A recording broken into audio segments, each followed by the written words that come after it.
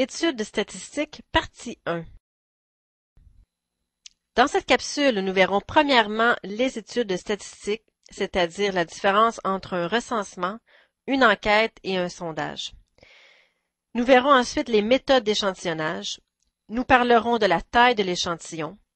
Ensuite, nous parlerons de la répartition des indécis et l'analyse des résultats d'un sondage.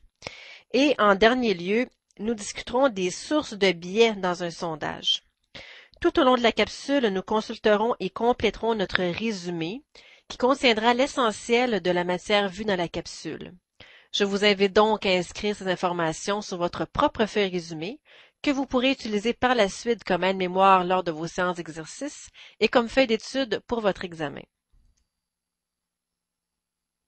Les mots recensement, enquête et sondage vous sont probablement déjà familiers. Vous avez sûrement déjà vu des résultats de sondages dans les journaux à 3 jours des élections, par exemple, comme le montre cet extrait. Peut-être avez-vous déjà vous-même répondu à un sondage par téléphone ou bien à un questionnaire de satisfaction pour un produit ou un service. Comme cet exemple le montre, les sondages opinion sont effectivement très populaires.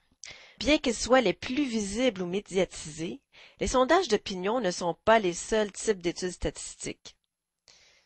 Lorsqu'on parle d'études statistiques, ceci englobe beaucoup plus que les sondages d'opinion.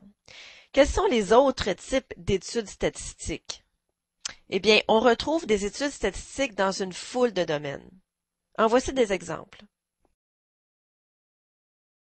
En pharmacologie, par exemple, afin de tester l'efficacité d'un médicament. Alors, vous voyez ici que la population visée n'est pas nécessairement des individus, mais ici, vous voyez que la population sur lesquelles on fait des tests est l'ensemble des comprimés d'un certain médicament. En psychologie, par exemple, afin de voir s'il existe un lien entre un certain comportement et une certaine dépendance, par exemple à l'alcool, à la drogue ou autre. En ingénierie, afin de tester la qualité des pièces à la sortie d'une chaîne de montage. On pourrait vérifier par exemple que le diamètre d'une certaine pièce est de 5 cm avec une précision de plus ou moins 0,5 mm. Vous voyez, donc on a besoin ici de faire un test sur certaines pièces pour s'assurer que la machine fonctionnait bien et a produit des pièces de qualité. En environnement, par exemple, afin d'évaluer la quantité moyenne de gaz carbonique dans l'atmosphère. Et ce ne sont que quelques exemples. Les études statistiques sont utilisées dans presque tous les domaines. Elles sont très utiles, voire même essentielles, car elles comportent des techniques qui permettent de mesurer un caractère à grande échelle ou bien de mesurer un caractère à petite échelle, donc à moindre coût, et d'extrapoler les résultats afin d'obtenir un portrait d'une situation à plus grande échelle. Alors, tout au long de cette capsule, nous allons en apprendre davantage sur ces techniques et à la fin de cette capsule, vous serez en mesure de répondre aux questions suivantes. Quelle est la différence entre une enquête, un recensement et un sondage? Comment réalise-t-on un sondage de telle sorte que les résultats soient suffisamment près de la réalité? Lorsqu'on interroge des personnes, comment formuler les questions de façon à obtenir les renseignements voulus? À qui et à combien de personnes doit-on poser les questions? Comment traite-t-on les résultats des indécis?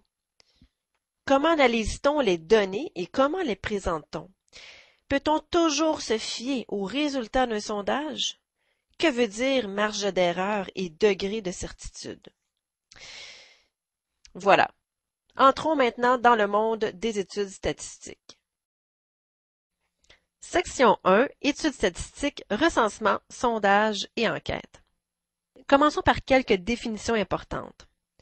Deux exemples. Exemple 1. Une université désire connaître l'opinion des étudiants sur la qualité de l'enseignement des professeurs de cette université. Et l'exemple 2, une compagnie de fabrication de piles désire connaître la durée de vie moyenne de ces piles. Alors, commençons par énoncer quelques petites définitions. Tout d'abord, une population. Alors, nous allons nous servir de ces deux exemples pour énoncer les définitions. La première définition que nous allons voir ici, c'est la population. Une population au sens statistique, qu'est-ce que c'est? Eh bien, c'est l'ensemble des éléments qui sont soit des personnes, soit des animaux, soit des plantes, soit des objets, soit des faits visés par l'étude statistique. Dans l'exemple de l'université qui désire connaître l'opinion des étudiants sur la qualité de l'enseignement des professeurs de cette université, à qui s'adresse l'étude ici? Quelles sont les personnes qui sont visées par l'étude? On s'interroge sur quelle population? Alors, dans cet exemple, la population serait tous les étudiants de l'université. On s'interroge sur l'opinion des étudiants de l'université ici. Alors, les étudiants forment la population. Dans l'exemple 2, une compagnie de fabrication de piles désire connaître la durée de vie moyenne des piles. Eh bien, dans cet exemple, la population, eh bien, ce sont toutes les piles fabriquées par cette compagnie. Donc, ayez toujours en tête qu'une population ne regroupe pas nécessairement des êtres humains. Ensuite, un échantillon. Eh bien, un échantillon, c'est un sous-ensemble de la population qui sera utilisé pour mener l'étude, c'est-à-dire poser des questions ou effectuer des tests. Alors, dans l'exemple 1, où on cherche à connaître l'opinion des étudiants de l'université, eh bien, un échantillon, dans cet exemple-ci, serait un certain nombre d'étudiants à qui on posera la question. Alors, on pige un certain nombre d'étudiants parmi toute la population étudiante. Ceci serait un échantillon. Et dans l'exemple 2, eh bien, on sélectionnerait un certain nombre de piles qui seraient testées, donc pour lesquelles on noterait la durée de vie. Donc, un échantillon, c'est un sous-ensemble ou une partie, si vous voulez, de la population. Quelques individus que l'on sélectionne pour mener l'étude. Voilà. Ensuite, un individu, comme je viens de mentionner, les individus sont chacun des éléments d'une population ou d'un échantillon. Dans notre exemple 1, chacun des étudiants constitue un individu. Dans l'exemple 2, chacune des piles constitue un individu. Alors, encore ici, les individus, dans le cadre des études statistiques, ce ne sont pas nécessairement des humains. Ce sont chacun des éléments de la population. Alors, si votre population, c'est une population de piles, eh bien, chacune des piles constitue un individu. Ensuite, un caractère, eh bien, le caractère, c'est la caractéristique que l'on veut mesurer. Alors, ce que l'on veut savoir, ce qui nous intéresse. Dans l'exemple 1, eh bien, ce qui nous intéresse pour l'exemple de l'université avec les étudiants, c'est le degré de satisfaction des étudiants.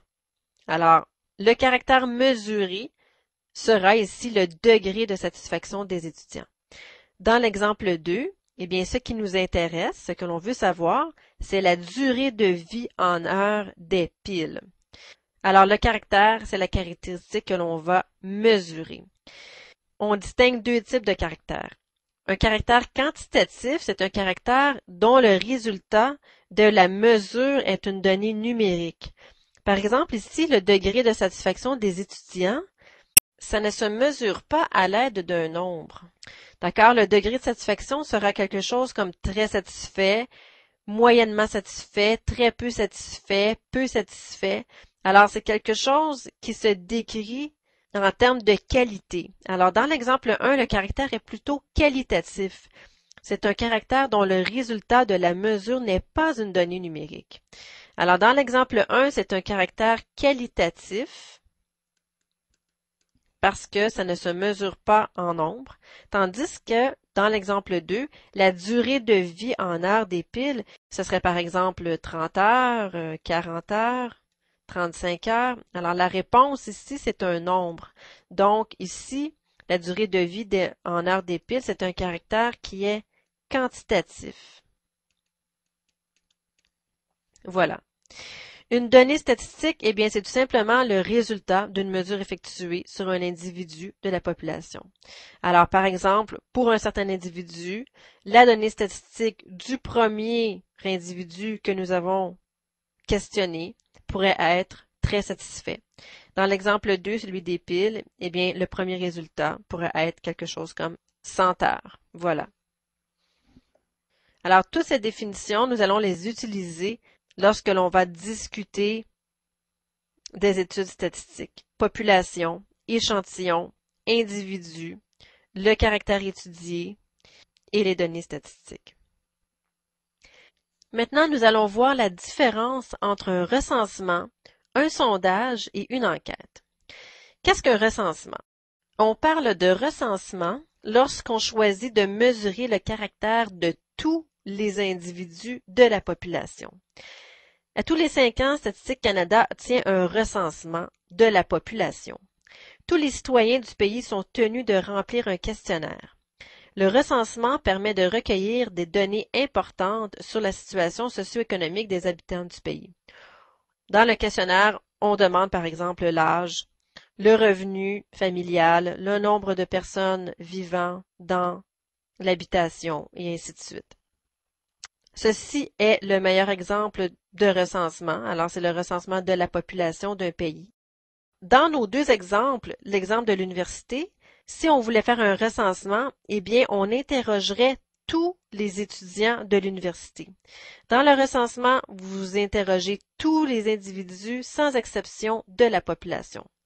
Dans l'exemple 2, l'exemple de nos piles, eh bien, on mesurerait la durée de vie de toutes les piles fabriquées.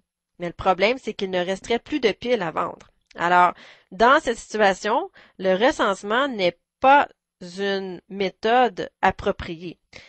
Dans cet exemple, le sondage sera beaucoup plus approprié car il utilisera un échantillon de la population.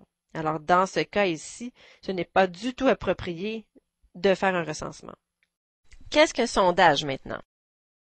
Un sondage s'effectue lorsqu'on choisit de former un échantillon, puis de mesurer le caractère sur les individus de cet échantillon uniquement.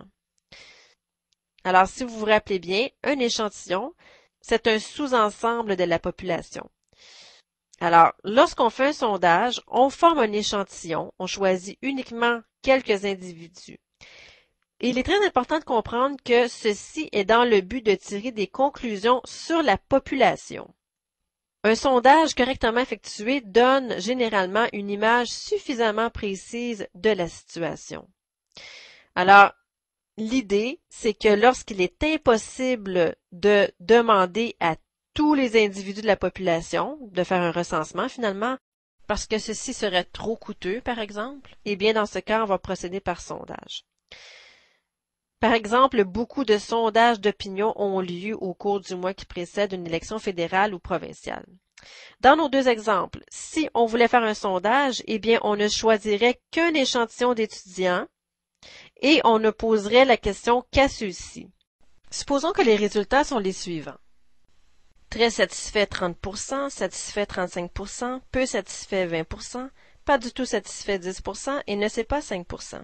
Lors d'un sondage, nous affichons ces résultats comme étant les résultats de la population étudiante entière, même si nous n'avons pas posé la question à toute la population. Alors, le but d'un sondage, c'est de choisir un échantillon qui est représentatif de la population. Nous allons discuter de ceci un peu plus tard. Et de mener un sondage techniquement correct à toutes les étapes du sondage pour que l'on puisse transposer ou, si vous aimez mieux, associer les résultats de l'échantillon à la population. Alors, voilà l'esprit du sondage. Dans notre exemple de pile, on ne mesurerait la durée de vie que pour un certain nombre de piles, un échantillon finalement. Maintenant, une enquête. Qu'est-ce qu'une enquête statistique? Eh bien, c'est une étude statistique qui est plus complète. On dit qu'une enquête est en cours lorsque des spécialistes ou des experts interviennent dans l'étude statistique. Ces experts utilisent des techniques de collecte de données plus spécialisées. Alors, petite note importante, l'enquête porte, comme le sondage, sur un échantillon d'une population. Ce n'est pas un recensement. Dans notre exemple des étudiants, des spécialistes viendraient évaluer la qualité de l'enseignement à l'intérieur même des cours.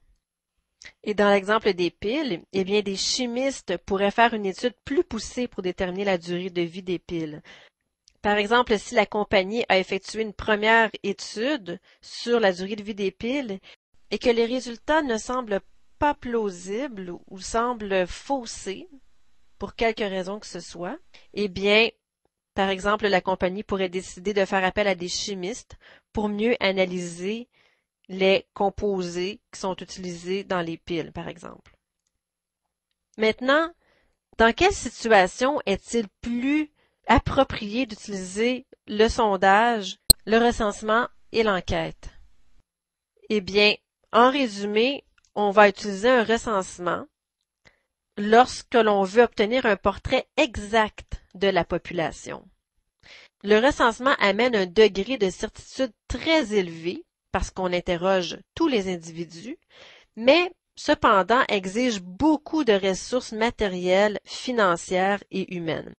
Par exemple, dans le recensement de la population du Canada, eh bien, ça coûte très cher parce qu'il faut engager beaucoup de personnes pour compiler les données, imprimer des questionnaires, distribuer les questionnaires à toute la population, donc ça coûte très cher. Ensuite, le sondage, eh bien, dans un sondage, le degré de certitude est moins élevé parce qu'on n'interroge pas toute la population visée, mais qui est quand même acceptable lorsque le sondage est bien réalisé. Ça exige moins de ressources matérielles, financières et humaines. Alors, le sondage est quand même très intéressant. On l'utilise lorsque la population est trop nombreuse ou inaccessible, ou lorsque les ressources ne sont pas disponibles, ou bien que la nature même de l'étude l'exige. Par exemple, pour les piles de tout à l'heure, eh bien, ce serait complètement farfelu de faire un recensement parce que la compagnie n'aurait plus de piles à vendre.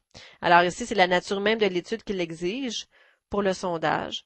Mais généralement, lorsqu'on fait un sondage auprès d'individus, c'est que ça coûterait beaucoup trop cher de faire un recensement et donc on s'en tient au sondage. Et l'enquête, eh bien, le degré de certitude est généralement plus élevé que le sondage. Les ressources exigées dépendent du type d'enquête et on l'utilise lorsque les résultats du sondage sont insuffisants ou inadéquats ou insatisfaisants, si vous aimez mieux. Alors, c'est lorsqu'on veut aller plus loin, on va avoir plus de précision que le sondage. Petit exercice pour vous. Pour chacune des situations suivantes, indiquez s'il est préférable de réaliser un recensement, un sondage ou une enquête. Justifiez la réponse. Voici les situations. Je vous laisse faire ceci, mettez la vidéo en mode pause et je reviens ensuite avec la solution. Solution de l'exercice 1. Pour le A, une compagnie alimentaire désire connaître l'opinion des adultes du Québec sur sa nouvelle recette de soupe aux légumes en boîte. Alors, dans ce cas, nous allons effectuer un sondage, parce qu'interroger tous les adultes du Québec demanderait beaucoup trop de ressources. Alors, on va s'en tenir au sondage. B. Un gérant de magasin d'outils doit vérifier si tous ces outils sont étiquetés. Alors, il doit vérifier si tous ces outils sont étiquetés. Donc, ici, on parle de recensement, car il doit regarder chacun de ces outils. C. Un groupe politique désire connaître l'intention de vote des citoyens pour la prochaine élection. Alors ici, c'est un sondage, en particulier un sondage d'opinion, parce qu'encore une fois, interroger tous les citoyens serait difficile et trop coûteux à réaliser. Donc, on élimine l'option de recensement et on utilise plutôt un sondage. D. Une usine pharmaceutique produit un nouveau traitement contre la progression du cancer et désire connaître les effets secondaires. Ici, pour connaître les effets secondaires d'un traitement, eh bien, ça nécessite l'expertise de spécialistes dans le domaine. Donc, c'est une enquête. Pour le E, un groupe de 4 chimistes analyse la qualité de l'eau d'un lac en Outaouais. C'est une enquête également, car ça nécessite l'expertise de spécialistes dans le domaine. Et pour le F, une municipalité désire inspecter chacune des structures des bâtisses âgées de plus de 40 ans pour la sécurité des employés. Alors ici, c'est un recensement parce qu'on dit que la municipalité inspecte chacune des structures. Alors, toutes les structures sont inspectées. C'est un recensement. Voilà. Alors, ceci termine la capsule. Pour votre résumé, vous pouvez prendre quelques instants pour transcrire ceci. Alors, le recensement s'adresse à toute la population. Le sondage utilise un échantillon dans le but de tirer des conclusions sur la population. Et l'enquête, eh bien, ça utilise un échantillon et ça a recours à des experts. Alors, je vous laisse ceci à l'écran si vous voulez transcrire ceci sur votre résumé. Mettez la vidéo en mode pause.